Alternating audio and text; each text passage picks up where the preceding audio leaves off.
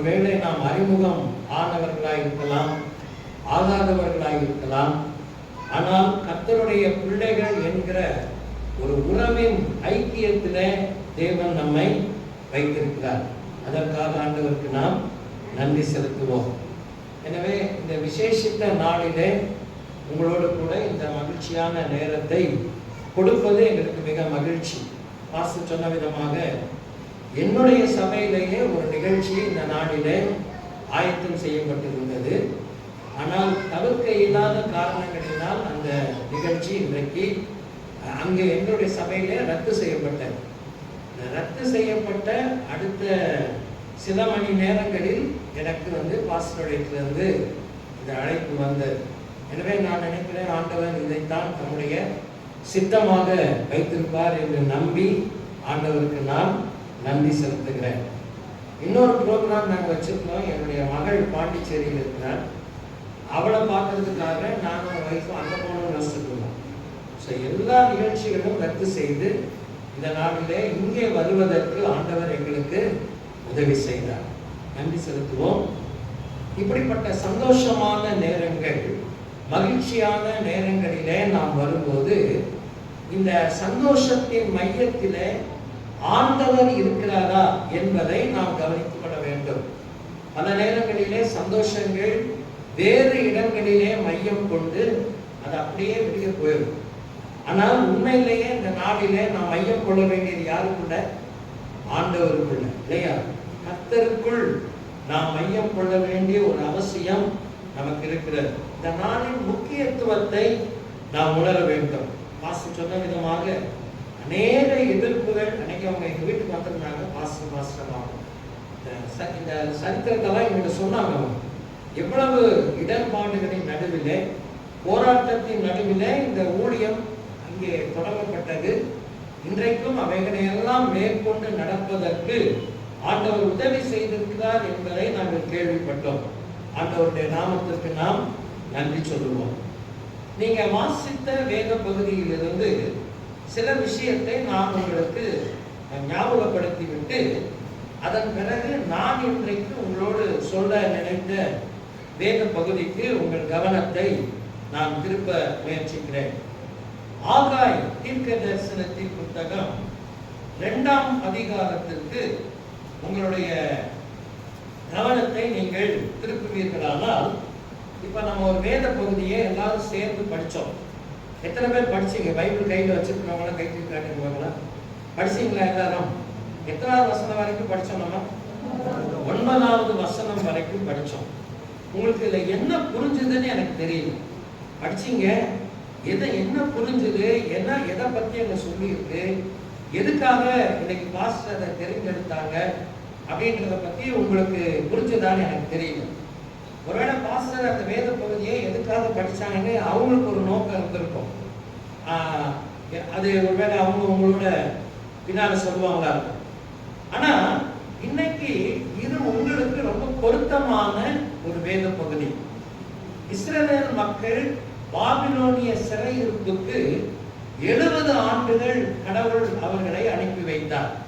இதை நீங்க புதிய ஏற்பாட்டுல 4ஆம் புஸ்தகத்தின் கடைசி பகுதியில, ராஜாக்கள் புத்தகத்தினுடைய கடைசி பகுதிகளில் நீங்க படிக்கலாம். யூதா மக்கள் அவர்கள் பாபிலோன் என்கிற தேசத்திற்கு சிறைகளாக அனுப்பப்பட்டார்கள். அனுப்பப்பட்டவர்களை தேவன் 70 ஆண்டுகள் கழித்து மறுபடியும் வாக்குத்தத்தம் பண்ணினபடியே தம்முடைய சொந்த தேசத்திற்கு அவங்க கொண்டு வந்தார்.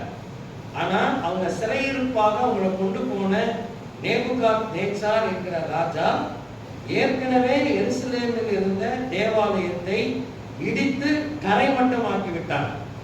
இப்போ இவங்க திரும்பி வந்து என்ன கட்ட வேண்டியிருந்தது? 2வது ஒரு ஆலயத்தை கட்ட வேண்டியிருந்தது. 2வது ஒரு ஆலயத்தை கட்ட வேண்டியிருந்தது. அந்த 2வது ஆலயத்தை கட்ட தொடங்கின போதும் நிறைய பிரச்சனைகள் வந்தது. இப்ப நான் தேதியெல்லாம் சொல்லிட்டு இருந்தாலும் உங்களுக்கு ஒன்றும் புரிய போறது இல்லை. ஆனா ஒண்ணு தெரிஞ்சுக்கோங்க, சிறையிருப்பில் இருந்து திரும்பி வந்து ஒரு 2 ஆண்டுகள் ரொம்ப வேகமா அந்த சர்ச் ஒர்க்க, பில்டிங் ஒர்க்க, சர்ச் கிடையாது, டெம்பிள் தான், கடவுளுடைய ஆலயத்தை அவர்கள் கட்டினார்கள். ஆனால் வந்த போராட்டங்களினாலே அது நின்று போச்சு. கிட்டத்தட்ட ஒரு 20 ஆண்டுகள் அது பக்கம் அந்த ஆலயத்தின் பணியை அப்படியே போட்டு வச்சுட்டாங்க. மறுபடியும் ஒரு 18 ஆண்டுகள் தான் இருக்கும். மறுபடியும் ஆண்டவர் ஆகாய் என்கிற தீர்க்கதரிசியின் மூலமாய், சகரியா என்கிற தீர்க்கதரிசியின் மூலமாய் அவர்களை உந்தி தள்ளி தேவனுடைய ஆலயத்தை கட்ட வேண்டும் என்கிற கட்டளையை அவர்களுக்கு என்ன செய்தார்? கொடுத்தார். அதை தான் இங்க படிக்கிறீங்க நீங்க, சரிங்களா? இப்போ நீங்க படிக்கும் போது ஆண்டவர் இந்த ஆலயத்தை பத்தி என்னெல்லாம் இன்னும் கட்டவே இல்லை, கட்டதான் போறாங்க. அது கட்டி பாதியோட நிக்குது, அஸ்திபாரத்தோட நிக்குது. அது கூட இவங்க சூழ்ந்து போய் விட்டுட்டாங்க. ஆனா ஆண்டவர் சொன்னாரு, கட்டாயம் நீங்க ஆலயத்தை என்ன செய்யணும்? கட்டணும்.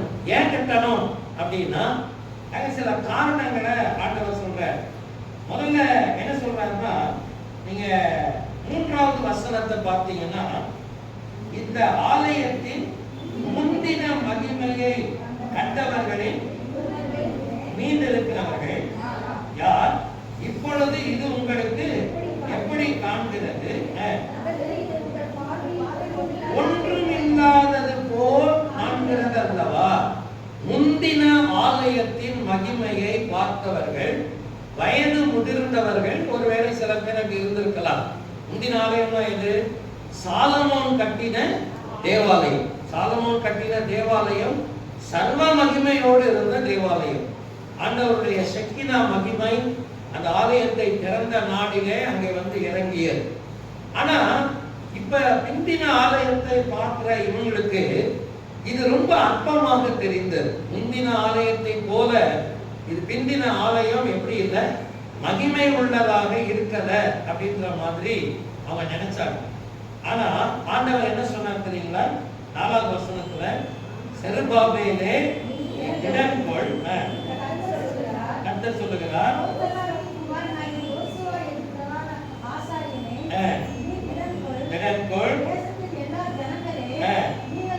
திடன்கொள்ளுங்கள், வேலையை நடத்துங்கள் என்று கர்த்தர் சொல்லுகிறார். நான் உங்களுடனே கூட இருக்கிறேன் என்று சேனைகளின் கர்த்தர் சொல்லுகிறார்.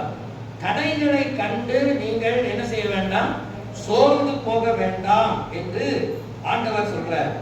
இந்த ஆலயம் முந்தின ஆலயத்தை பார்க்கிலும் இந்த பிந்தின ஆலயம், 9வது வசனத்தை நீங்க பாருங்க, முந்தின ஆலயத்தின் மகிமையை பார்க்கிலும் இந்த பிந்தின ஆலயத்தின் மகிமை பெரிதாக இருக்கும்.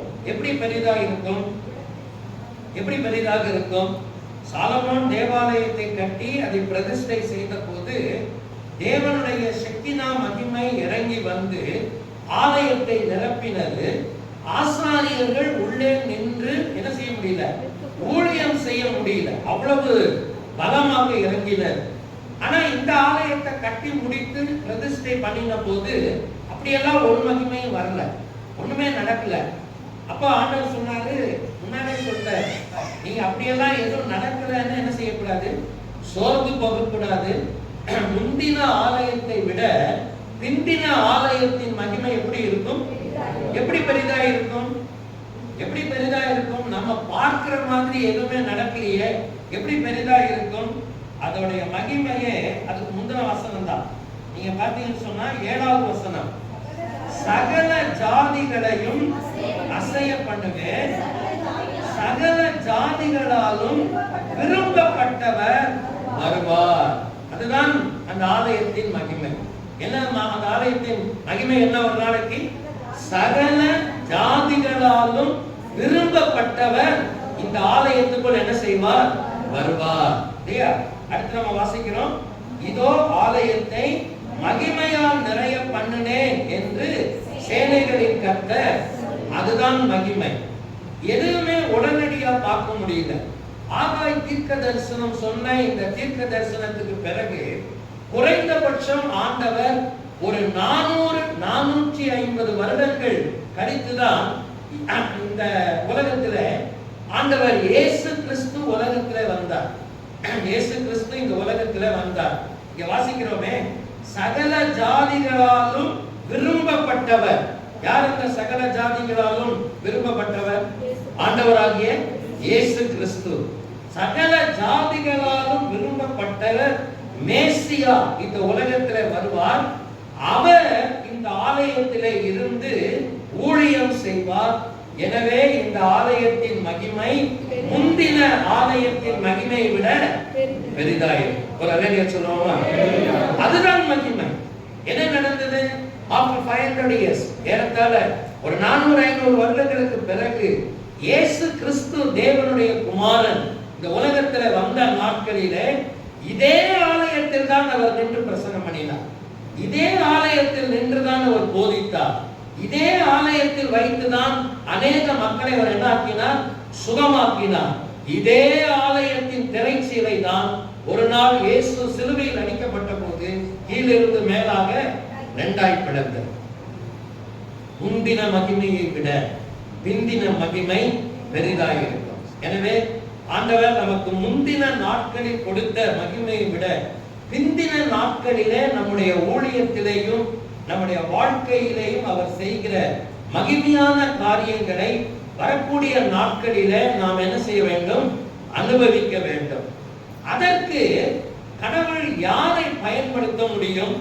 கட்டடம் நம் புதிய ஏற்பாட்டினுடைய கான்செப்ட் என்ன தெரியுங்களா? ஆலயம் என்று சொன்ன உடனே எனக்கு ஞாபகம் பாஸ்டர் மேத்யூ பாஸ்டர் இருக்கிறாருன்னா வாழவாடி அப்படின்னோடனே எனக்கு அவங்க சர்ச் பில்டிங் தான் ஞாபகத்துக்கு வரும். அவங்களுடைய பழைய சர்ச் பில்டிங் தான் ஞாபகத்துக்கு வரும். இனிமேல் நான் இப்ப இதான் ஃபர்ஸ்ட் டைம் நான் இங்க வந்திருக்கேன். ஒருவேளை பாஸ்டர் சாமுவேல் அப்படின்னு சொன்ன உடனே எனக்கு நீங்க இந்த சர்ச்சை ஒருவேளை ஆர்டர் சித்தமானால் இதை விட ஒரு பெரிய இடத்துக்கு நீங்க போகிற வரைக்கும் எனக்கு இதுதான் ஞாபகம் இருக்கும், இதுதான் ஞாபகம் இருக்கும். சர்ச்சில் வந்து எனக்கு இதுதான் ஞாபகம் இருக்கும் இல்லையா? ஆனா புதிய ஏற்பாட்டுல ஆலயம் என்று ஆண்டவர் எதை சொன்னார்? யாரை சொன்னார்? கட்டடத்தை சொன்னாரா? மனிதர்களை சொன்னாரா? மனிதர்களை சொன்னார் இல்லையா? 1 கொரிந்தியர் 3ஆம் அதிகாரம் 16வது வசனத்திலே வாசிக்கிறோம். நீங்கள் ஜீவனுள்ள தேவனுடைய ஆலயமாய் இருக்கிறீர்களே, தேவனுடைய ஆவி உங்களுக்குள்ளே வாசமாய் இருக்கிறார் என்று அறியீர்களா? நம்ம எல்லாரும் யாரா இருக்கிறோம்? இயேசு கிறிஸ்துவை தங்கள் சொந்த இரட்சகராக உள்ளத்திலே ஏற்றுக்கொண்டு அவருடைய இரத்தத்தினால் பாவங்கள் மன்னிக்கப்பட்ட நிச்சயத்தோடு வாழ்கிற ஒவ்வொரு மனிதனும் தேவனுக்கு என்னவாக இருக்கிறான்? ஆலயமா இருக்கிறார். நீங்களே அந்த ஆலயம். 2 கொரிந்தியர் 6ஆம் அதிகாரம் 16வது வசனத்துல பவுல் இதே வார்த்தையை மறுபடியும் சொல்லுகிறார்.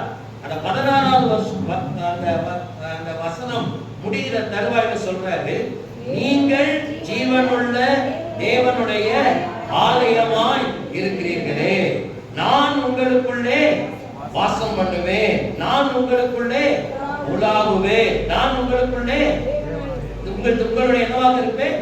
தேவனாய் இருப்பேன் இல்லையா? வாசம் பண்ணுவேன், உலாவுவேன், தேவனாய் இருப்பேன். ஏனென்றால் நீங்கள் என்னுடைய ஆலயமாய் இருக்கிறீர்கள். இந்த உணர்வு நம்ம எல்லாருக்கும் ரொம்ப அவசியம். ஆண்டு விழா அப்படின்னு வரும்போது நிகழ்ச்சிகளிலேயே சந்தோஷமாயிடக்கூடாது. நான் அடிக்கடி சொல்ற ஒரு வார்த்தை உண்டு, எந்த ஒரு காரியத்தையும் நிகழ்ச்சிகள் ஆக்கிவிடும் அபாயம் கிறிஸ்தவர்களுக்கு உண்டு. ஆண்டு விழா அப்படியே நடத்தியாச்சு சார். ஆகஸ்ட் 15ஆம் தேதி என்ன நடத்தியாச்சு சொல்லுங்க? ஆண்டு விழா நடத்தியாச்சுன்னு ஒரு டிக் அடிச்சுட்டு அன்னைக்கு பாருங்க என்னென்ன ப்ரோக்ராம்லாம் பண்ணோம் அப்படின்னு சொல்லிட்டு போறதுக்காக அல்ல. ஒரு ப்ரோக்ராம் வச்சாதான் எல்லாத்தையும் செய்ய முடியும். ஆனா அது வெறும் ப்ரோக்ராம் ஆயிடுச்சுன்னா எனக்கும் உங்களுக்கும் எந்த விதமான பிரயோஜனமும் இல்லை இல்லையா? அப்ப அதுல ஒரு ஆவிக்குரிய நன்மையும் ஒரு ஆவிக்குரிய சாரமும் தாக்கமும் என்ன செய்ய வேண்டும்? கட்டாயம் இருக்கணும் இல்லையா? நீங்க இன்னைக்கு சொல்லணும், இன்னைக்கு பாஸ்டர் நிறைய நிகழ்ச்சி சொன்னாங்க. இந்த எல்லா நிகழ்ச்சிகளும் கண்டிப்பா நீங்களும் இருக்கணும். நீங்க இருந்தீங்கன்னா தான் அந்த எல்லா நிகழ்ச்சியும் சந்தோஷமா இருக்கும். அப்ப நீங்க முடிச்சு போகும்போது சூப்பரா நல்லா சாப்பாடு கொடுத்தார் பாஸ்டர், நல்லா சாப்பிட்டோம் தோத்துறோம் அப்படின்ட்டு போயிடக்கூடாது. சாப்பாடு நல்லா சாப்பிடுவோம், ஆனால் உங்களுடைய ஆத்துமாவில ஆண்டு விழான்னு வரும்போது we have a response in our life. இன்னைக்கு நம்ம ஒரு உத்தரவாதத்தோட வந்திருக்கிறோம். because we are going to look after. திரும்பி அடுத்த வருஷத்துல நம்ம என்ன செய்ய போறோம்? பார்க்க போறோம் இல்லையா? அடுத்த ஆண்டுக்கு நம்ம என்ன செய்ய போறோம்? ஆள் வைக்க போகிறோம். அடுத்த ஆண்டுக்குள் கால் வைப்பதற்கு முன்பதாக இப்போ நமக்குள்ள என்ன இருக்கிறது? ஒரு பெரிய பொறுப்பு, உத்தரவாதம் இருக்கிறது. கடவுள் அதை குறித்து நமக்கு என்ன செய்ய வேண்டும்? உணர்த்த வேண்டும். இன்னைக்கு உங்களை நான் பார்த்ததில்லை, எனவே நான் ஜெபம் பண்ணிட்டே இருந்த, ஆண்டவரே இவர்களுக்கு என்ன வார்த்தையை நான் பேச வேண்டும், என்ன சொல்ல வேண்டும் என்பதை நீர் எனக்கு உணர்த்த வேண்டும். கார்ல நானும் என்னுடைய ஒய்ஃப் வரும்போதும் பல்லடத்துல மிஸ்ஸஸ் மேத்யூ பாஸ்டருடைய மனைவி அவங்கள எங்களோட ஜாயின் பண்ணாங்க. பாஸ்டர் எங்களை வழிகாட்டி கூட்டிட்டு வந்தாங்க. ஸோ அவங்களோட நான் பேசிட்டே வந்தாலும் என்னுடைய சிந்தனையிலெல்லாம் இன்னைக்கு நான் அங்கே ஆண்டவருடைய வார்த்தையில என்ன காரியத்தை சொல்லுவது என்கிற ஜெபம் எனக்குள்ளே ஓடிக்கொண்டே தான் இருந்தது. எனவே தேவன் எனக்கு உணர்த்தின ஒரு காரியத்தை உங்களோடு கூட பாஸ்டர் எனக்கு கொடுத்திருக்கிற நேரத்திற்குள்ளாக நான் சொல்லி அடுத்த நாம் நிகழ்ச்சிகளுக்கு கடந்து செல்வோம். மார்க்கு எழுதின நற்செய்தி நூல் 14ஆம் அதிகாரத்திற்கு உங்கள் கவனத்தை நீங்கள் திருப்பிக் கொள்ளுங்கள். மார்க்கு எழுதின நற்செய்தி நூல் 14ஆம் அதிகாரத்திற்கு உங்கள் கவனத்தை நீங்கள் திருப்பிக் கொள்ளுங்கள். ஒரே ஒரு வேண்டுகோளை நான் உங்களுக்கு வைக்கிறேன் செய்திக்குள்ள போறதுக்கு முன்னால. இனி கொஞ்ச நேரத்துக்கு எந்த செல்லில் இருந்தோம் எந்த பாட்டு சத்தமும் என்ன செய்யக்கூடாது? சொல்லுங்க, கேட்கக்கூடாது. சரிங்களா? எல்லா செல்லையும் நீங்க வைப்ரேஷன் மோட்லயோ சைலண்ட் மோட்லயோ போட்டு வைக்கணும். சரிங்களா? கொஞ்ச நேரத்துக்கு எந்த சத்தமும் கேட்காம அமைதியாக ஃபுல் கான்சென்ட்ரேஷனோட தேவனுடைய வார்த்தையை நீங்க கேட்கணும். நமக்கு புறஜாதிகளிடத்திலிருந்து நம்ம கத்துக்க வேண்டிய விஷயங்கள் நிறைய இருக்கிறது. நீங்க யாராவது பரம்பரை கிறிஸ்தவ நீங்க உட்கார்ந்துருக்கீங்களா?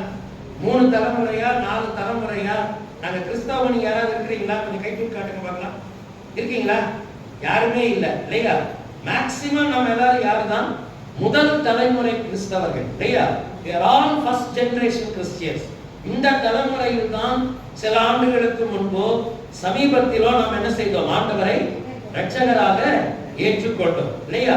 அப்ப நம்ம எல்லாரும் புறஜாதி மக்களாக இருந்த போது எப்படி வாழ்ந்தோன்றது உங்களுக்கு நல்லா தெரியும் இல்லையா? பொதுவா புறஜாதிகளாக இருக்கிற வரைக்கும் 100 கிலோமீட்டர் 200 கிலோமீட்டர் கூட நடந்து ஒரு கோயிலுக்கு போறதுன்னா சந்தோஷமா என்ன செய்வாங்க? போவாங்க. நீங்க போனீங்களா இல்லையா? நான் பேசுற தமிழ் உங்களுக்கு புரியலையா? எப்படி போனீங்களா இல்லையா? ஏதோ ஒரு கோயிலுக்கு போனீங்களா இல்லையா? சத்தமா சொல்லுங்க. போனீங்க, அப்படித்தானே? புறஜாதிகளாக இருக்கிற வரைக்கும் எத்தனை கிலோமீட்டர் வேணாலும் நடக்கிறதுக்கு நம்ம என்னவா இருக்கிறோம்? ரெடியா இருக்கு இல்லையா? நான் இருக்கிறது பழனியில தான் இருக்கிறேன். எங்க ஊர் ஸ்பெஷல் என்னன்னு உங்களுக்கு நல்லா தெரியும். எங்க ஊர் ஸ்பெஷல் என்னன்னு தெரியுமா உங்களுக்கு? வரும்போது முடியோடு வந்தால் திரும்பி போகும்போது அது இல்லாமல் போகலாம். சரிங்களா? அதுதான் எங்க ஊர் ஸ்பெஷல். அப்ப எங்க ஊருக்கு பல இடங்களில் இருந்து மக்கள் வர்றாங்க. ஒருவேளை நீங்களே கூட வந்திருப்பீங்களா இல்லையா?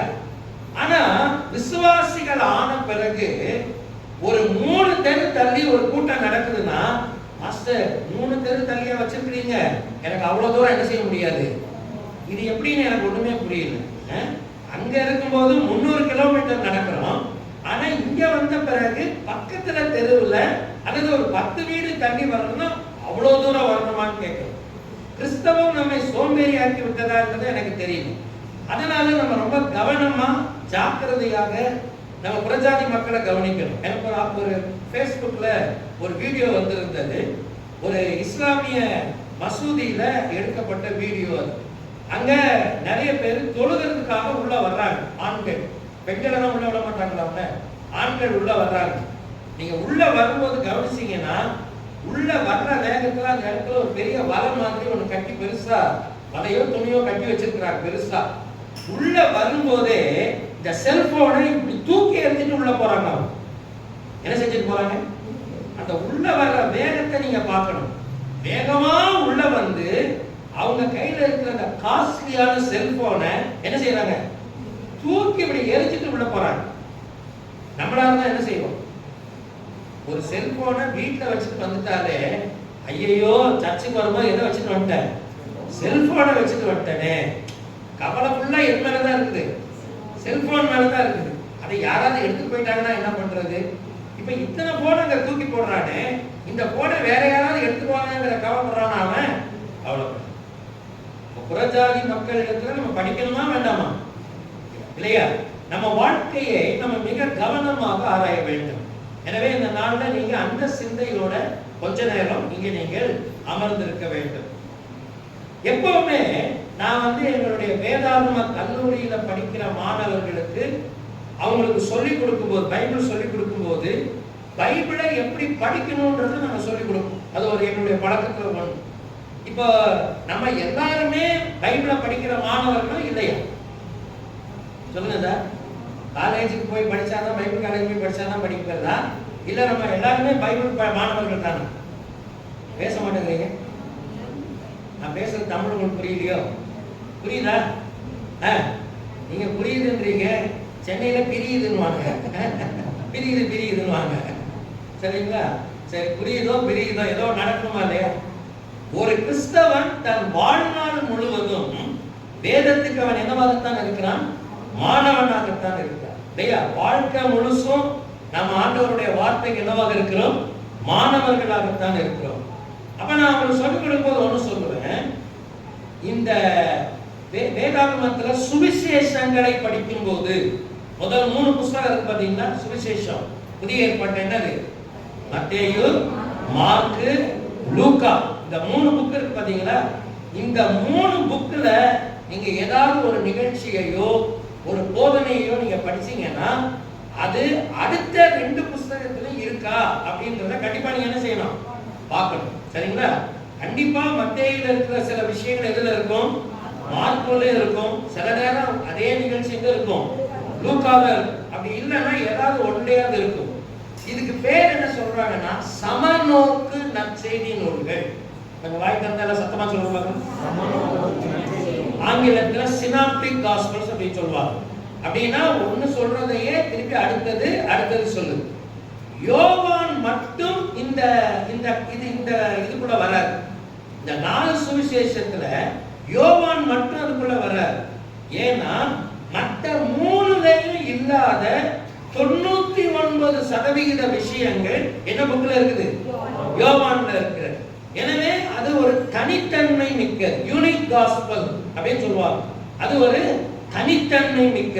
கானாவூர் கல்யாணத்தை பத்தி எங்க மட்டும் தான் படிக்கிறோம்? நம்ம யோவான்ல மட்டும் தான் படிக்கிறோம். பெதஸ்தா குளத்துல இருந்த திமிர்வாதக்காரனை பத்தி எங்க மட்டும் தான் படிக்கிறோம்? யோவான்ல மட்டும் தான் படிக்கிறோம். விபச்சாரத்துல கையுமையுமாய் பிடிக்கப்பட்ட ஸ்திரியை பத்தி எங்க மட்டும் தான் படிக்கிறோம்? யோவான்ல மட்டும் தான் படிக்கிறோம். சமாரியா நாட்டுல ஆண்டவர் பேசினாரு ஒரு பெண்ணோட கிணத்து பக்கத்துல, எங்க மட்டும் தான் படிக்கிறோம்? அங்க மட்டும் தான் படிக்கிறோம். சீலவா படத்துல போய் ஒருத்தனை கழுவ சொன்னாரு, எங்க மட்டும் தான் படிக்கிறோம்? So this is the unique gospel. அது ஒரு தனித்தன்மை மிக்கது. ஆனால் மற்ற 3லும் படிக்கிற விஷயங்கள் கண்டிப்பாக ஒரு சில விஷயங்கள் மட்டும்தான் எங்க இருக்கும்? யோவான்லயே இருக்கும். இப்ப நீங்க படிக்கிற மார்க்கு எழுதின நற்செய்தி நூல் 14ஆம் அதிகாரம் முதல் 9 வசனங்களை நீங்கள் கவனிப்பீர்களானால் இங்க வர்ற நிகழ்ச்சி 3 நற்செய்தி நூல்களில் இருக்கிறது. மத்தேயுல அது இருக்குது, மார்க்குல அது இருக்கிறது, அது யோவான்ல இருக்கிறது. சரிங்களா? யோவான்ல நிறைய விஷயம் இருக்காதுன்னு நான் சொன்னேன், ஆனா இந்த விஷயம் இருக்கு. சரிங்களா? இந்த 1% வர்றதுல இதுவும் ஒன்று. இப்ப சொல்லுங்க, நம்ம இங்க படிக்கிற விஷயம் எங்கெல்லாம் இருக்கு? மத்தேயுல இருக்கு, மார்க்குல இருக்கு, லூக்கால இருக்கு. இதே நிகழ்ச்சி நான் சொல்றது நல்லா கவனிச்சுக்கோங்க.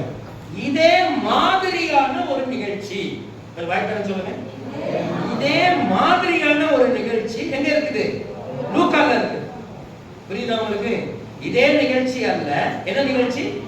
இதே மாதிரியான ஒரு நிகழ்ச்சி. லூக்கா எழுதின சுவிசேஷம் 7ஆம் அதிகாரத்தை நீங்கள் எடுத்துக்கொள்வீர்கள். ஆனால் உங்களுடைய கவனத்தை நீங்க லூக்கா எழுதின சுவிசேஷம் 7ஆம் அதிகாரத்திற்கு நீங்கள் திருப்பிக் கொள்வீர்களானால் 36வது வசனத்துல இருந்து கடைசி வசனம் வரைக்கும் உள்ள பகுதியில இதே மாதிரியான ஒரு நிகழ்ச்சி அங்கே இருக்கிறது.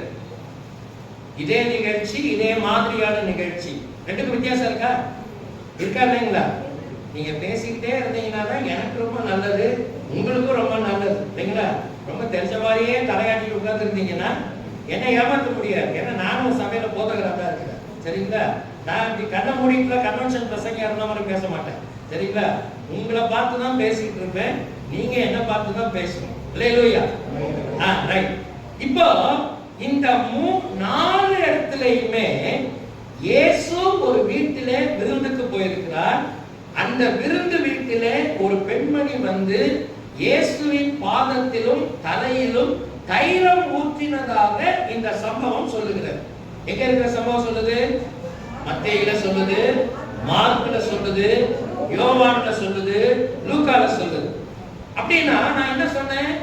3 காஸ்பல்ல வர்றது ஒரே நிகழ்ச்சி, ஒண்ணுல மட்டும் என்னது அதே மாதிரியான ஒரு நிகழ்ச்சி. அப்ப இதையும் சேர்த்து நம்ம இதோட என்ன செய்யக்கூடாது? குழப்ப கூடாது. சரிங்களா? இப்ப நீங்க அந்த வித்தியாசத்தை எப்படி புரியலாம்? மார்க் 14ஆம் அதிகாரம் முதல் வசனத்தை பைபிள் கையில வச்சிருக்கிறவங்க எல்லாரும் எடுத்து சேர்த்து அந்த முதல் வசனத்தை படிக்க பார்க்கலாம்.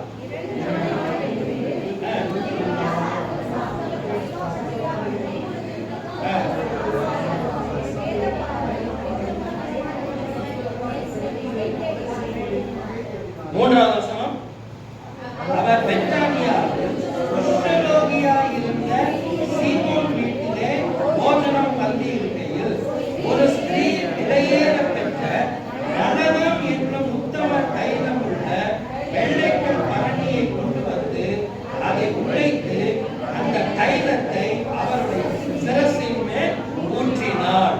சரிங்களா? இப்ப நீங்க லூக்கா 7ஆம் அதிகாரத்துக்கு வாங்க. லூக்கா 7ஆம் அதிகாரத்துல 36ஆம் வசனத்துல இருந்து படிங்க பாப்பா சேர்ந்து.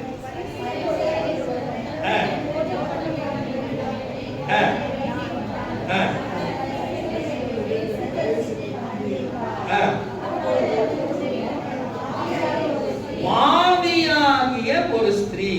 நல்லா கவனிங்க. இங்க நம்ம என்ன படிக்கிறோம்? ஒரு ஸ்திரீ வந்தாள். எங்க மார்க்குல என்ன படிக்கிறோம்? யார் வந்தா? ஒரு ஸ்திரீ வந்தாள். ஆனா அங்க என்ன படிக்கிறோம்? நாம பாவியான ஒரு ஸ்திரீ. பாவியான அந்த ஸ்திரீ அப்படின்னு சொல்லும்போது அவள் ஒரு விபச்சாரி என்றதாக நம்ம புரிந்து கொள்ள வேண்டும். ஒரு விலை மாதுவாக வாழ்ந்தவள்.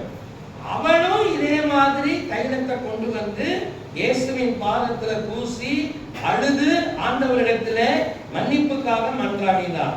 ஆனா இந்த 3 சுவிசேஷத்திலையும் ஒரு ஸ்திரீன்னு வாசிக்கிறோமே, அந்த ஒரு ஸ்திரீனுடைய பெயர் பைபிள்ல இருக்கா? யோவான் 12ஆம் அதிகாரத்துல நீங்கள் அதை வாசிக்கலாம். கொஞ்ச நேரத்துக்கு முன்னாடி சொன்னீங்கன்னா ஒரு நிகழ்ச்சியை ஒண்ணுல பார்த்தீங்கன்னா கண்டிப்பா எதுல பார்க்கணும்?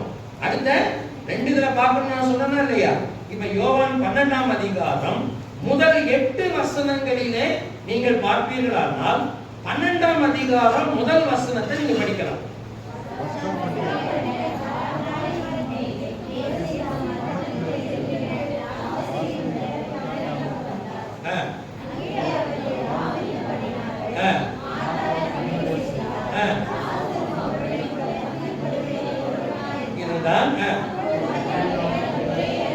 அப்பொழுது மரியாள். என்ன வார்த்தை வாசிக்கிறோம்? மரியாள். அப்ப இங்க வந்தது யாரு?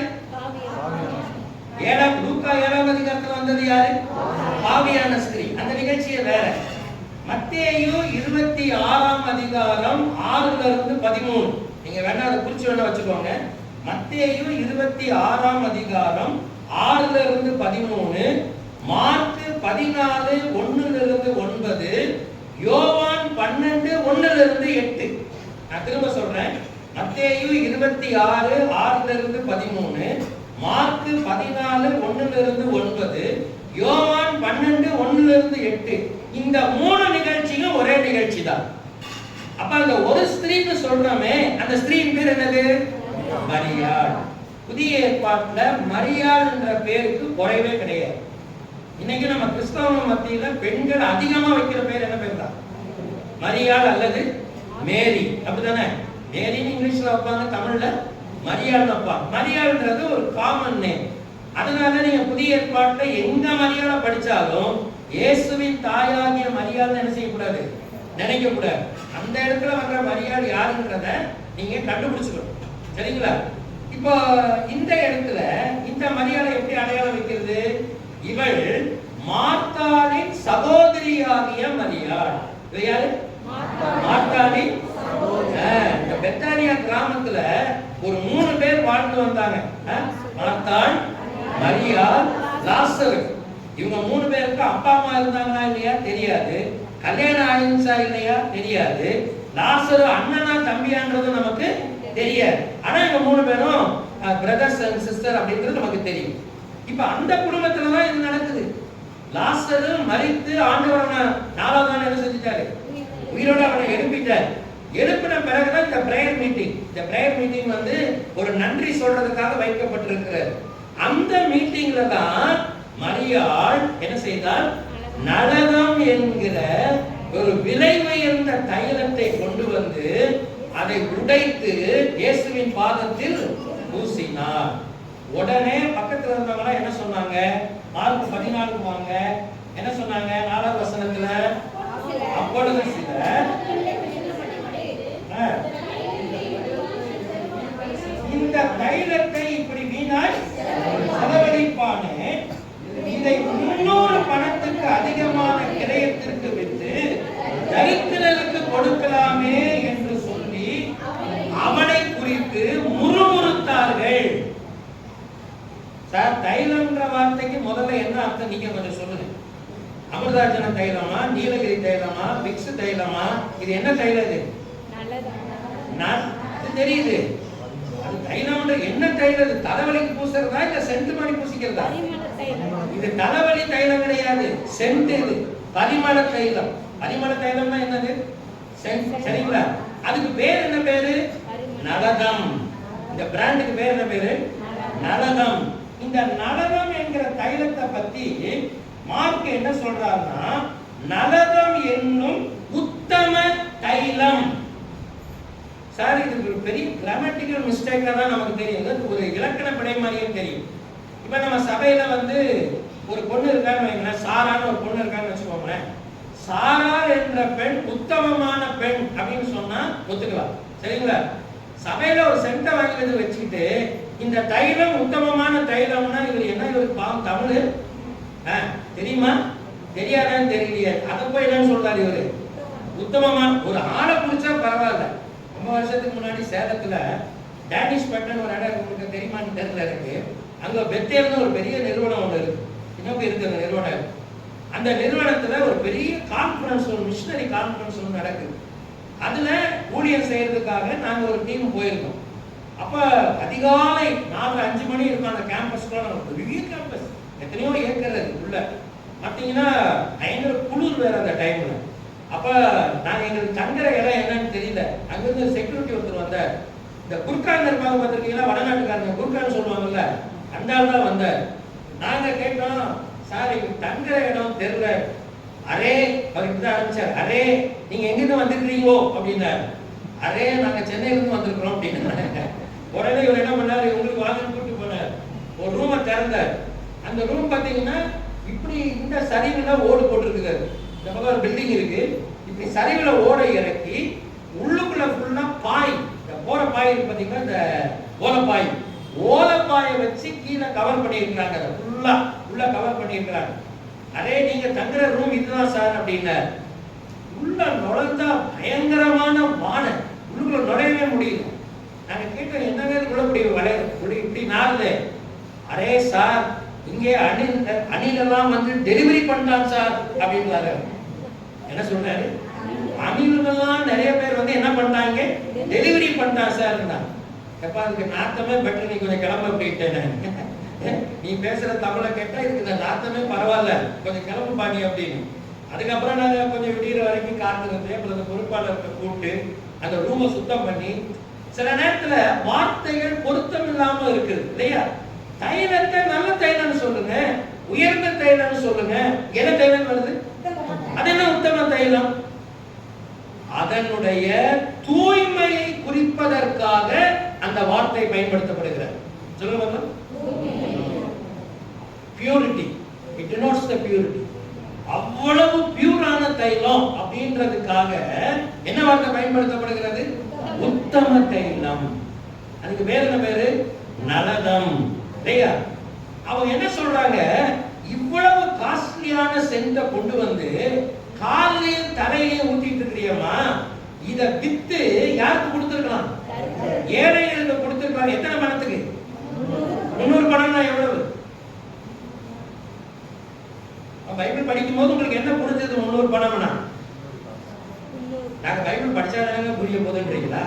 நிறைய பேருக்கு பைபிள் படிக்கிற பழக்கமே கிடையாது இல்லையா? சொல்லுங்க, 300 பணம்னா என்னது? உங்களுக்கு புரிஞ்சு உங்களுக்கு தெரிய வாய்ப்பே கிடையாது. நம்ம ஊர்ல 300 ரூபானா நமக்கு 300 ரூபான்னு தெரியும், ரூபாய் மதிப்பு. ஆனா ஒவ்வொரு நாட்டுக்கும் ஒரு மதிப்பு இருக்கும் இல்லைங்களா? இப்ப அமெரிக்கால என்ன இருக்கு? டாலர் இருக்கு. கல்ஃப் கண்ட்ரிஸ் போனீங்கன்னா அவங்க என்ன சொல்றாங்க? தினார் சொல்றாங்க இல்லையா? இங்க வர்றதுக்கு பேரு தினாரியம் தான். இயேசுநாதர் வாழ்ந்த காலத்திலேயே அந்த ஊர்ல என்ன மதிப்பு தான் இருந்தது? தினாரியம். அப்ப 300 பணம்னா என்ன அர்த்தம்? அதுக்கு 300 தினாரியம். இந்த 300 தினாரியம் அப்படின்றது எவ்வளவு காஸ்ட்லி தெரியுங்களா? ஒரு சராசரியான தொழிலாளியினுடைய ஆண்டு வருமானம். சொல்லுங்க, ஒரு சராசரியான ஒரு தொழிலாளியினுடைய எத்தனை வருமானம்? Annual income. ஒரு சாதாரண தொழிலாளர்கள் இருக்கீங்க, உங்களுடைய ஆனுவல் இன்கம் எவ்வளவு எடுத்தா அது எவ்வளவு காஸ்ட்லியான பணம். இந்த ஏப்ரல்ல இருந்து அடுத்த ஏப்ரல் வரைக்கும் உங்களுடைய வருமானம் என்ன அப்படின்னா நமக்கு அந்த வருமானம் பெரிய வருமானமா சின்ன வருமானம்? பெரிய வருமானம் தானே. அப்ப இயேசுநாதர் வாழ்ந்த காலத்துல 300 தினாரியம் என்பது எத்தனை வருமானம்? அது ஒரு ஆண்டு வருமானம். அவங்க சொல்றாங்க, ஒரு இவ்வளவு காஸ்ட்லியான விஷயத்தை கொண்டு வந்து இந்த பொண்ணு எங்க ஊத்துது? இங்க சிரசுல ஊத்துறான்னு வருது. அடுத்த காஸ்பல்ல படிச்சீங்கன்னா கால்ல ஊத்துறான்னு வருது. கால்ல ஊத்துனாலா தலையில ஊத்துனாலா? தலையிலயும் ஊத்துனா கால்லையும் ஊத்துனா. ஒருத்தரும் ஒன்னொன்னு சொல்றாங்க, அவ்வளவுதான் வித்தியாசம். ஆக மொத்தம் என்ன செஞ்சா? தைலத்தை கொண்டு வந்து ஆண்டவரிடத்துல ஊற்றி இல்லையா? இப்போ உடனே எல்லாரும் முறுமுறுக்கும் போது ஆண்டவர் அவளை வந்து டிஃபெண்ட் பண்றார். யார? மரியாத. அவ செய்த காரியம் சரியான காரியம்தான். அவ வந்து என்னிடத்துல என்ன செய்திருக்கிறாள்? நற்கிரியை செய்திருக்கிறாளே. கீழே இருக்கிற வேத பகுதியை நீங்க படிச்சு பாத்தீங்கன்னா என்ன சொல்றாரு ஆண்டவர்? இயேசு அவளை நோக்கி அவளை விட்டு விடுங்கள், என்னிடத்தில் என்ன செய்திருக்கிறாள்? நற்கிரியை செய்திருக்கிறாள். இயேசுவின் தலையிலும் காலிலும் தைலத்தை ஊற்றினதை ஆண்டவர் என்ன சொல்றாரு? நற்கிரியை. அப்படின்னா என்ன தெரியுங்களா? நல்ல கிரியை. நல்ல கிரியைனா என்னது? ஏழைகளுக்கு உதவி செய்வது. இவங்க அவங்க தானே சொல்றாங்க. நீங்க வந்து இதை பத்தி யாருக்கு கொடுத்துருக்கலாம்? நீ அதான் நினைச்சிட்டு இருக்கிற. ஆனால் என்னிடத்தில் இவள் நற்கிரியை செய்திருக்கிறார். அப்படின்னா நற்கிரி என்ற வார்த்தைக்கு அர்த்தம் எழுதுறீங்களா? தேவனுக்கு ஏற்றவைகளை ஒரு மனிதன் செய்வான் என்றால் அதுதான் என்னது? நற்கிரி. அல்லேலூயா. நான் என்ன செய்யறேன்றது that doesn't matter. ஆனால் தேவனுக்கு ஏற்றதை நான் செய்கிறேனா அதுதான் ஆண்டவருக்கு நற்கிரி. அல்லேலூயா. சரி, இப்போ எனக்கும் உங்களுக்கும் இன்னைக்கு வரக்கூடிய செய்தி என்ன? 4 உண்மைகளை நான் உங்களுக்கு சொல்ல விரும்புறேன். சரிங்களா? இந்த ஆண்டு விழால இந்த பகுதி நமக்கு சொல்லி தருகிற 4 சத்தியத்தை நீங்கள் மனசுல ஆழமா பதிய வைத்துக் கொள்ளணும். நீங்க எல்லாரும் ஆண்டவரை நேசிக்கிறவங்க அப்படின்னு நான் நம்புறேன். எல்லா விசுவாசிகள் தான் உட்கார்ந்துருக்கீங்களா? இல்ல கிறிஸ்தவர்கள் அல்லாத மற்ற நண்பர்களையும் வந்திருக்கீங்களா? யாராவது வந்திருக்கீங்களா? புறமத நண்பர்கள் யாராவது வந்திருக்கீங்களா? இல்ல, எல்லாருமே விசுவாசிகள் தானே? ரைட். எல்லாரும் விசுவாசிகள்னா நம்ம எல்லாருக்கும் ஆண்டவர்கிட்ட என்ன இருக்கு? விசுவாசம் இருக்கிறது. என்ன இருக்கிறது? அன்பு இருக்கிறது. We all have faith in God and we too love God. நம்ம ஆண்டவரை நேசிக்கவும் செய்யறோம். நேசிக்கிறதுனால தான் இங்க வந்து உட்கார்ந்துருக்கீங்க. அல்லேலூயா. அப்படியானால் என்னுடைய விசுவாசமும் என்னுடைய அன்பும் என்ன தன்மைகளை கொண்டு இருக்க வேண்டும்? What are the qualities it should have?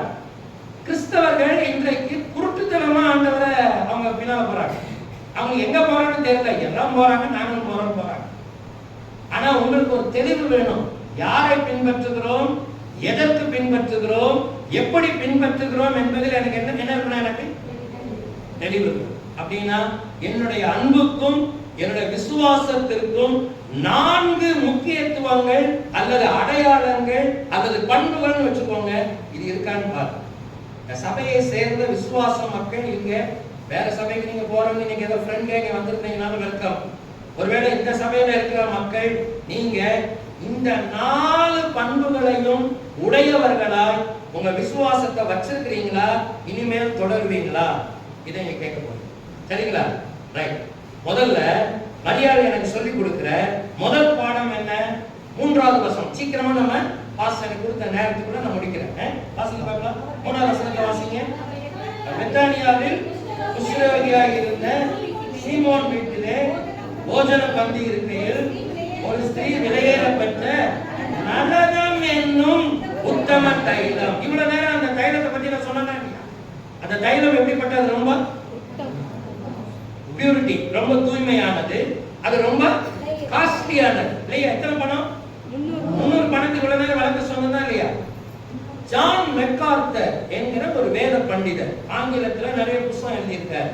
அவர் சொல்றாரு, இந்த நலனம் என்கிற சென்ட்டுக்குரிய எக்ஸ்ட்ராக்ட், அதாவது என்ன சொல்றாங்க, மூலப்பொருள், இந்த சென்ட் தயாரிக்கிறதுக்குரிய மூலப்பொருள் அன்னைக்கே இயேசுநாதர் உலகத்துல மனிதனாய் வாழ்ந்த காலத்திலேயே சுமார் 2000 வருஷத்துக்கு முன்னாலேயே இந்தியாவில் இருந்து ஏற்றுமதியானது.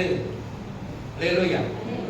இமயமலை சாரல்களில் விளைகின்ற ஒரு ரொம்ப ஒரு உயர்ந்த ரக மரத்தில் இருந்துதான் அதோட எக்ஸ்ட்ராக்ட் எடுக்கப்பட்டு அங்க அனுப்பப்பட்டு அது தைலமாக தயாரிக்கப்படும். அல்லேலூயா. எனக்கு ஒரு பெரிய சந்தோஷம். அன்னைக்கே இயேசுவின் பாதத்தில் பூசப்பட்ட தைலம் எங்கிருந்து போயிருக்கு? இந்தியாவிலிருந்து போயிருக்கு. அல்லேலூயா. கட்டாயம் அந்த இயேசுவின் பாதத்திற்கு இந்தியா என்ன செய்யணும்? வரணும். அல்லேலூயா. சரி, இப்போ நான் உங்களுக்கு சொல்லிக் கொடுக்கிற முதல் பாடம் என்ன தெரியுங்களா? மரியாள் தன் வாழ்க்கையின் முதன்மையை கொடுத்தாள். சரி, சொல்லுங்க பாக்கலாம். மரியாள் தன் வாழ்க்கையின் முதன்மையை கொடுத்தாள். எல்லாம் சத்தமா சொல்லுங்க. முதன்மையை கொடுத்தாள். முதன்மை அர்த்தம் என்னது? எது உயர்ந்ததோ, எது சிறந்ததோ, எது ரொம்ப விலை மதிப்பு மிக்கதோ அதை அவள் எங்கே கொண்டு வந்தாள்? இயேசுவின் பாதத்திற்கு கொண்டு வந்தாள். அல்லேலூயா. சத்தமா சொல்லுங்க. எப்படி நீங்களும் நானும் ஆண்டவர்கிட்ட அன்பு செலுத்த முடியும்? சொல்லுங்க. எப்படி செலுத்தலாம்? என் வாழ்க்கையின் முதன்மையை ஆண்டவருக்கு கொடுப்பதின் மூலமாக. சொல்லுங்க பார்க்கலாம். என் வாழ்க்கையின் முதன்மையை கொடு. எல்லாம் சேர்ந்து சொல்லுங்க. முதன்மையை கொடு. உன் வாழ்க்கையின் சிறப்பானது, உன் வாழ்க்கையில் எது உயர்ந்ததோ, உன் வாழ்க்கையில் எது மேன்மையானதோ அதை அவர் பாதத்திற்கு கொண்டு வா. அல்லேலூயா. சத்தமா சொல்லுங்க. நான் உங்களை சொல்ல இடம் நான் பார்த்ததே இல்லை. ஆனா நான் கொஞ்சம் நிறைய ஊர்களுக்கு போயிட்டு வர்றாரு. நான் சில சபைகள்ல நான் காணிக்க போடுறதெல்லாம் பார்த்துருக்கேன். சில சபையில ஒரு பாஸ்டர் சொல்றாரு, கொட ரோட்ல ரொம்ப வருஷத்துக்கு முன்னாடி, தயவு செய்து சபையார் அன்னைக்கு கொடுத்தால் வாங்கும்படியான நோட்டுகளை காணிக்கையாக போடும்படி கேட்டுக்கொள்கிறேன் அப்படின்னாரு. இது நான் புது அறிவிப்பா இருக்குது அப்படின்ட்டு நான் அவரை கேட்டேன், என்னையா ஆச்சுன்னு கேட்டேன். அவர் சொன்னாரு, பாஸ்டையா இவங்க போடுற காணிக்கை தான் எங்க சர்ச்சு ட்ரெஷரர் இருக்காரு, பொருளாளர், அவர்கிட்ட நான் சில்லறை மாத்துவேன், இவர்கிட்ட காணிக்கை தான் எடுத்து கொடுப்பாரு. எல்லா நோட்டு, இத்து போன நோட்டு, அந்து போன நோட்டெல்லாம் எங்க தான் இருக்குது, இந்த காணிக்கை பெட்டியில தான் இருக்குது. இதை தூக்கி இப்ப கண்டக்டர் கொடுத்தா கண்டக்டர் என்ன செய்ய மாட்டேங்கிறான், வாங்க மாட்டேங்கிறான். அதனாலதான் நீங்க அறிவிப்புல நான் சொன்னேன், என்ன சொல்றாரு, கண்டக்டர் வாங்கும்படியான நோட்டுகளை என்ன செய்ய வேண்டும். அப்ப நம்ம ஆளுங்களுக்கு என்ன நினைப்பு இருக்குது மனசுல, அது என்ன இத்து போனதா இருந்தா பழசா இருந்தா எங்க போடுறதா, காணிக்கை போடுறதானே. எது மோசமானதோ, எது தேவையில்லையோ, எது ஆகாதோ அதெல்லாம் யாருக்கு, அதெல்லாம் ஆண்டவர். மக்கு பிராஸ்திரி படிக்க மாட்டான், ஊர் சுத்துறான், அவன் ரொம்ப அடங்காம இருக்கிறான்னா, ஆண்டவரே இவனை உன் ஊழியத்துக்கே ஒப்பு கொடுத்து விடுகிறேன் ஆண்டவரே. ஏன்னா நீங்களே கட்டி அவனோட வந்துகிட்டுங்க இல்லையா. நல்லா படிக்கிறான்னா என்ன ஆகணும், அவன் டாக்டர் ஆகணும், இன்ஜினியர் ஆகணும், அமெரிக்கா போகணும். ஒண்ணும் இல்லாத மக்கு பிராஸ்திரினா எங்க வந்துட வேண்டியதுதான், ஒண்ணு ஊழியத்துக்கு போயிரு. ஏன் சார் அப்படிப்பட்ட ஆளுங்களை ஆண்டவர் பயன்படுத்த மாட்டார்? ஆண்டவர் யாரையும் பயன்படுத்துவார், அதுல எனக்கு ஒன்றும் பிரச்சனை இல்லை. ஆனா உங்க மனசு எப்படி இருக்குன்னு பாருங்க. திருப்பத்தூர்ல ஒரு பாஸ்டர் அனௌன்ஸ் பண்றார், தயவு செய்து நம் நாட்டில் செல்லும்படியாக வாணிக்கைகளை போடும்படி உங்கள் சபையாரை கேட்டுக்கொள்கிறேன் அப்படின்றார். நான் கேட்டேன் என்ன ஆச்சுன்னு கேட்டேன். அவர் காணிக்கைப்பட்டி வந்து தினார் எடுத்து காட்டுறாரு. இப்ப சொன்னார்ல பாஸ்டர், இந்த அரபு கண்ட்ரீஸ்ல இருக்க தினார் அதை எடுத்து காட்டுறாரு. ஓட்டக்கால்னா சார், ஓட்டக்கால்னா உபயோகப்படுத்தின பெரியவங்க யாராவது இருக்கிறீங்களா? வயசானவங்க. எங்க அம்மா சொல்லுவாங்க, அந்த காலத்துல என்ன பயன்படுத்துவாங்க? காசு நம்ம தான் பயன்படுத்துற காசுல அந்த காலத்துல என்னவா இருந்தது? ஓட்டக்காலன்னு வாங்க. சரிங்களா? எங்க அம்மா சொல்லுவாங்க, நான் பாவாடை அந்த நாடால போட்டு பத்திரமா வச்சிருப்பேன், எங்க அண்ணன் கிட்ட இருந்து காப்பாத்துறதுக்காக எங்க அப்பா கொடுக்குற காசெல்லாம் வச்சிருப்பேன். நானும் அந்த காசை ஒரு தடவை என்ன கண்ணிலே பார்த்திருக்கேன். ஓட்டக்கால பணம் போட்டிருக்கான் சார் காணிக்கல. இப்ப நமக்கு நினைப்பு எப்படி இருக்கு? ஏன்பா சர்ச்சுக்கு வரல? நேரம் இல்ல சார். நேரம் இருந்தா எங்க வருவோம்? சர்ச்சுக்கு வருவோம். நேரம் இல்லைன்னா வர மாட்டோம். ஏன்பா லேட்டா வர்ற? எனக்கு வேற வேலை இருந்துச்சு சார், அதை முடிச்சுட்டு அப்புறம் எங்க வரேன் நானு. நேரம் இருந்ததுதான். என்னைக்கு இந்த நிலை உன் வாழ்க்கையில மாறுகிறதோ அன்றைக்கு தான் உன் வாழ்க்கையின் அன்பு உயர்கிறது. அல்லேலூயா. முதன்மை யாருக்கு? ஆண்டவர். என் இளமை, என்னுடைய வாழ்க்கை, என்னுடைய சரீரம், என்னுடைய நேரம், என்னுடைய பணம், என்னுடைய பிரயாசம், whatever it is God has given in my life, ஆண்டவருக்கு முதல். அல்லேலூயா, அல்லேலூயா. முதன்மையானதை கொடு. எத்தனை பேர் இந்த முதன்மையான அன்போடு ஆண்டவரை நேசிக்கிறீங்க? ஆண்டவருக்கு உங்கள் முதல் அன்பை நீங்க கொடுக்கிறீங்களா? எது சிறந்ததோ, எது பிரியமானதோ, எது உயர்ந்ததோ அதை ஆண்டவருக்கு கொடுக்கிறீங்களா? உன் வாழ்வில் சிறந்தவைகளை ஆண்டவருக்கு கொடு. அல்லேலூயா, அல்லேலூயா. கொஞ்சம் உங்க ஆவிக்குரிய வாழ்க்கையை யோசிச்சு பாருங்க. நான் எப்படி ஆண்டவரை நேசிக்கிறேன்? ஏன் ஜெபம் பண்ணல? ஜெபம் பண்றதுக்கு எனக்கு என்ன இல்லைங்க? நேரமே இல்லை. ஏன் பைபிள் வாசிக்கல? பைபிள் படிக்கிறதுக்கு என்ன இருக்கிறது இல்ல? நேரம் இல்லை. ஆனா குரங்கு புண்ண நோண்டின மாதிரி 24 மணி நேரம் எதை நோண்டுறதுக்கு நேரம் இருக்கு எனக்கு. ஆனா செல்ல நோண்டுறதுக்கு நேரம் இருக்கு. அதுக்கெல்லாம் நேரம் இருக்கு நமக்கு. யோசிச்சு பாத்தீங்களா? முதன்மையானதை கொடு. நேரம். அடுத்த குறிப்பு போயிடும். ரெண்டாவது குறிப்பு என்ன? மரியாதை எனக்கு சொல்லிக் கொடுக்கிற பாடம் என்ன? நீ ஆண்டவரை முதலா நேசிக்கிறாய் என்றால் முதலாவது நீ எதை கொடு? முதன்மையை கொடு. இரண்டாவது முன்னுரிமையை கொடு. சொல்லுங்க. Give your priority to God. Sir இப்ப இவன் கொண்டு வந்து இதை கொடுத்த உடனே கூட நான் சொல்றான், இதை ஏங்க கொண்டு வந்து இங்க ஊத்துற? இதை யாருக்கு கொடுத்துருக்கலாம்? ஏழைகளுக்கு கொடுத்துருக்கலாமே. ஏழைகளுக்கு கொடுக்கிறது சரியா தப்பா? சொல்லுங்க. சரிதான், ஒன்றும் தப்பு இல்லை. ஆண்டவர் ஏழைகளுக்கு ஒன்றும் எதிரி கிடையாது. ஆண்டவர் சொன்னாரு, தரித்திரர் எப்போதும் உங்களோடு இருக்கிறார்கள், அவங்களுக்கு எப்ப வேணா நீங்க உதவி செய்யலாம். ஆனா இப்ப முதல்ல செய்ய வேண்டியது யாருக்கு தான்? எனக்கு. நம்ம வாழ்க்கையில நம்ம செய்யறது எல்லாமே கரெக்ட் தான். ஆனா இப்ப என்ன பிரச்சனை தெரியுங்களா? எதை முதல்ல செய்யறது, இதுலதான் நமக்கு பிரச்சனை. அப்படித்தானே? காலையில எந்திரிச்ச உடனே எதை முதல்ல செய்யறது அப்படின்னு வரும்போது முன்னுரிமை எங்க போகுது? கொஞ்சம் நீங்க ரொம்ப பிராக்டிக்கலா யோசிக்கணும். அம்மாமார் என்ன செய்வீங்க? காலையில எழுந்த உடனே விளக்குமாறு வாலியோட வெளியே போயிருவீங்க. அப்படித்தானே? ஆமா. அப்ப வெளியே போனீங்கன்னா அதோட ராத்திரிக்கு தான் திருப்பி வருவீங்க. அந்த வேலை, இந்த வேலை, அந்த கழுவை, இந்த கழுவை, அப்படி இப்படி. ஐயாமாருக்கு ரொம்ப வசதியா போச்சு. எந்திரிச்சு டீ குடிக்கிற வேலை மட்டும்தான். அப்படித்தானே? வேற எந்த வேலையும் கிடையாது. அப்புறம் அதையும் ஜன்னல் நோட்டி போட்டு வேலைக்கு போறது வந்து ஓடி போயிட வேண்டியது. ஆனா பைபிள் படிச்சீங்கன்னா படிக்கிறதுக்கு என்ன? எங்களுக்கு நேரம். நேரத்தை நீங்கள் உருவாக்கி கொள்ள வேண்டும். என்ன செய்யணும்? நீங்க என்ன செய்யணும்? உருவாக்கி கொள்ளணும். சர்ச்சுக்கு வர்றது ஞாயிற்றுக்கிழமை வரணும், உருவாக்கி கொள்ளணும். எங்க வீட்டுல ஒரு பாத்ரூம் இருக்கு. சர்ச்சுக்கு ஒரு சின்ன பாத்ரூம், மேல ஒரு 3 அடி தூக்கி அதுக்கு மேல ஒரு ஸ்லாப் கான்கிரீட் போடுறதுக்கு வேலை நடக்குதுங்க. ஒரு வாரத்துக்கு முன்னாடி அந்த பலகையெல்லாம் அடிக்கிறதுக்கு, கம்பி கட்டுறதுக்கு ஒரு பாய் ஒருத்தர் வந்தார். அவர் கூட 4 தொழிலாளர்கள் வந்தாங்க. இந்த வயசான பாய் ஒருத்தர், அவர் கூட வந்து இளமையான பையன் ஒருத்தன், ஒரு 20 வயசு மதிக்கத்தக்க பையன், அவன் தொப்பி வச்சிருக்கான், இஸ்லாமிய பையன். அவன் அடுத்த 2 பேர் இந்து சகோதரர்கள் வந்தாங்க. கரெக்டா அந்த தொழுகிற நேரம் வந்தவனா அவன் நேரம் வேலையை விட்டு கை கால் கழுவ போயிட்டான் சார். அவன் கை கால் கழுவிட்டு வந்து எங்களை கேட்கிறா, சார் கொஞ்ச நேரம் உட்காந்து தொழுதுக்கு வான்னு கேட்கிறான். தாராளமா செய்ய தம்பி அப்படிங்க. எவ்வளவு கரெக்டா இருக்கா பார்த்தீங்களா? என்ன வயசு அவனுக்கு? ஒரு 19-20 வயசு தான் இருக்கும். அப்படியே சன் ஆயிட்டோம் நானும் என் வைஃப். நம்ம மக்களுக்கு பைபிளை கையில தொட்டே சொல்லுங்க பல வருஷம் ஆச்சு. எப்ப பாரு வாக்குத்தத்தம் பேன் மேய்ச்ச மாதிரி எப்ப பாரு வாக்குத்தத்தத்தை வாங்குறது, அட்டையை வாங்குறது, அது வாக்குத்தத்த வசனங்கள் அப்படி போட்டேன்னு அனுப்புறது, இந்த இதுல அனுப்புறது, செல்லுல அனுப்புறது. இதே குழப்பா போச்சே தவிர முன்னுரிமை கொடுத்து நான் ஜெபிக்கிறேனா, முன்னுரிமையை கொடுத்து நான் பைபிள் படிக்கிறேனா, முன்னுரிமையை கொடுத்து ஆலயத்துக்கு வருகிறேனா, முன்னுரிமையை கொடுத்து என் பணத்தை நான் கடவுளுக்கு கொடுக்கிறேனா? Where is going my priorities? இதை நீங்க யோசித்து பார்க்கணும். உன் வாழ்க்கையில் எதையும் விட உன் முன்னுரிமையை நீ யாருக்கு கொடுக்க வேண்டும்? இயேசுவுக்கு கொடுக்க வேண்டும். இதே மரியாள் தான் இயேசு அவங்க வீட்டுல போகும்போது அவருடைய பாதத்தில் உட்கார்ந்து என்ன செய்தார்? இவள் வசனத்தை கேட்டுக் கொண்டிருந்தார். மார்த்தாள் என்ன பண்ணிட்டு இருந்தாங்க?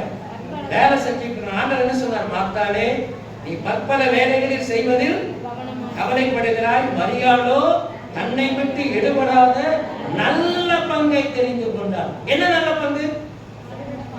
அவருடைய பாதத்தில் உட்கார். வேலை செய்யணுமா? செய்யணும்.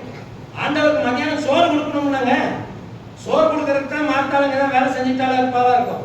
குடுமா சோறு கொடு, ஒன்றும் தப்பு இல்லை. ஆனால் முன்னுரிமை எதற்கு சொல்லுங்க?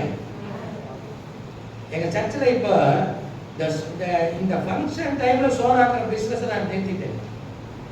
ஏன்னா இந்த சோறாக்குறங்கிற பேர்ல பாதி பேர் சபை வெளியே தான் நிற்கிறான். வெங்காயம் வெட்டுறேன், தக்காளி வெட்டுறேன், அங்க போற அடுப்பு போட்டுறேன்னு பாதி பேர் வெளியே தான் நிற்கிறான். சோறுக்கு தான் ரெடி ஆகுதே தவிர எதுக்கு ரெடி ஆக மாட்டேங்கிறாங்க? அர்த்தம் ஆராதனைக்குள்ள ஆலயங்களை இனிமேல் நான் சொல்லிட்டேன், முதல்ல சோத்தாக்கி வச்சிருங்க, இல்லையா அப்புறம் சோத்தாக்கிக்கலாம். ஆனா ஆராதனை டைம்ல எங்க இருக்கணும்? அதாவது ஒருத்தர் பிறந்த நாள் வருதுங்க, இவங்க கேக் வாங்குற வாங்கிட்டு வர்றாங்க இல்லைங்களா, நல்ல மெசேஜ் தொடங்குற நேரத்தில் ஒருத்தர் வந்து மெதுவாக இன்னொருத்தர் தோலை சொல்லணும். சரிங்களா? என்ன வா வெளியே போ, அவன் உட்காந்து ஒழுங்கா கேட்டுட்டு இருப்பான். இந்த தமிழ் ஒரு பழமொழி சொல்லுவாங்க பார்த்தீங்கன்னா, மேயிற மாட்டை கடிச்சுதான் நக்கர மாடுன்னு. அந்த கதையா அவன் உட்காந்து அவன் தோலை சொல்ல வேண்டியது அப்படின்னு வேண்டியது மெதுவா. உடனே அவன் எந்திரிச்சு போயிடுவான். அவன் முன்னால இன்னும் 2 பேர் போயிடுவான். போயிட்டு ஆராதனை முடிச்சுட்டு பெரிய கேக் பாக்ஸ் வாங்கிட்டு வருவாங்க. நான் சொன்னேன், நீ கேக்கே வாங்க வேண்டாம், விட்டு தயவு செய்து.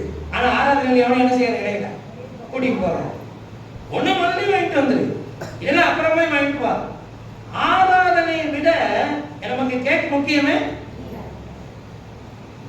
முன்னுரிமை, பிரையாரிட்டிஸ். வாழ்க்கையில உனக்கு முன்னுரிமைகள் எங்கே இருக்கு? எதோட நீ நேரம் அதிகம் செலவழிக்கிறார்? வாலிப பிள்ளைகள் யோசிச்சு பாருங்க, எதோட நேரம் செலவு பண்றீங்க? எங்க உங்க நேரம் அதிகமா போகுது? எங்க உங்களுடைய டைமை நீங்க நிறைய கொடுக்குறீங்க? சின்ன பிள்ளைங்க உட்கார வச்சு உங்களுடைய வாழ்க்கையில ரொம்ப கவனமா இருக்கணும். முன்னுரிமையை கொடு. முதல்ல எதை கொடு? முதன்மையை கொடு. இரண்டாவது முன்னுரிமையை கொடு. மூன்றாவது முழுமையாய் கொடு. சொல்லுங்க, வாசிங்க 3வது வசனத்தை, 14ஆம் அதிகாரம் 3வது வசனத்தை வாசிங்க. பெத்தானியாவில் சீமோன் வீட்டிலே போஜன பந்தி இருக்கையில் ஒரு ஸ்திரீ விலையேற பெற்ற நரகம் என்னும் உத்தம தைலத்தை வெள்ளைக்கல் பரணியை கொண்டு வந்து அதை உடைத்து இயேசுவின் சிரசில். வெள்ளைக்கல் பரணி என்ன செய்தார்? ஆங்கிலத்துல ஒரு மொழிபெயர்ப்பு சொல்லுது, she broke that bottle. அது வந்து ஒரு உடையக்கூடிய ஒரு குடுவை தான்.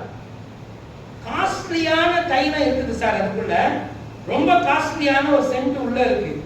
இப்ப அதை கொண்டு வந்து இயேசுவின் பாதத்துல ஊத்த வந்தா அவ என்ன மனசு, நம்மளா தான் என்ன நினைச்சிருப்போம் சொல்லுங்க?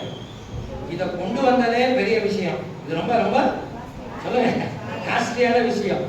அப்ப இத ஊத்துறதுல எப்படி ஊத்தணும்? எப்படி ஊத்தணும்? கவனமா ஊத்தணும், அப்படிதானே? உடனே என்ன செய்வேன், மூடி அப்படியே மெதுவா திறந்து அப்படி லேசா ஊத்துனாவே நல்லா என்ன வரும்? மனம் வரும் இல்லையா?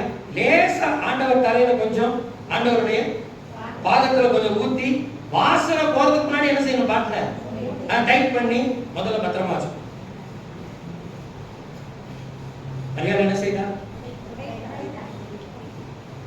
உடைச்சிட்டா? சொல்லுங்க, உடைச்சிட்டா? மீதி வைக்க முடியாது. அல்லேலூயா. உடைச்சிட்டா? சொல்லுங்க, மீதி வைக்க முடியாது. கேள்வி என்ன தெரியுமா?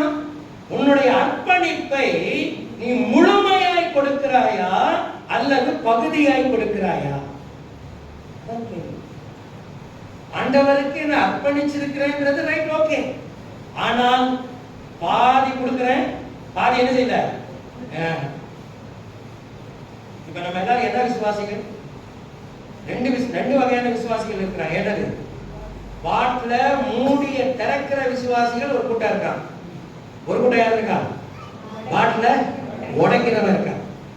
ஒரு கேள்வி நீங்க கேட்கணும், நான் பாட்டில சொல்லுங்க, நான் பாட்டில மூடிய திறக்கிறேன்னா அல்லது பாட்டில உடைக்கிறேன்? திறக்கிறவங்களா இருந்தீங்கன்னா என்ன செய்யுங்க? உடைக்கிறவங்களா பாருங்க. எதையும் மீதி வைக்க முடியாது. எல்லாமே யாருக்கு தான்? ஆண்டவர். உன் வாழ்க்கையை முழுமையாய் கொடு.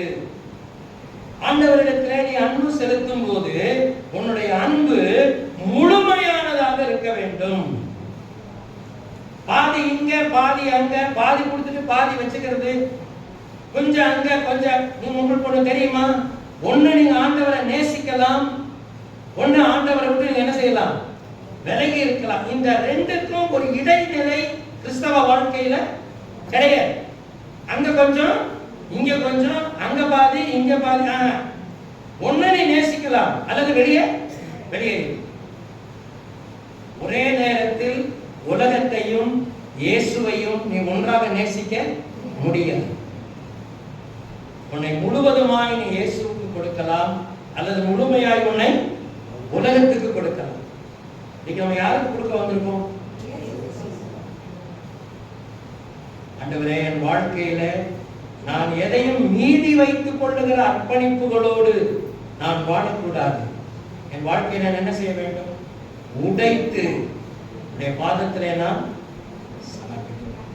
அல்லேலூயா, அல்லேலூயா. எத்தனை உண்மை படிச்சோம்? முதல் சொல்லுங்க, முதன்மையை கொடு.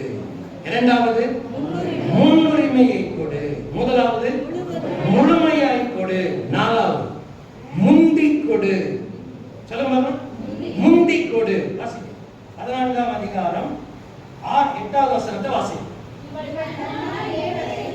இவள் தன்னால் இயன்றதை செய்தால்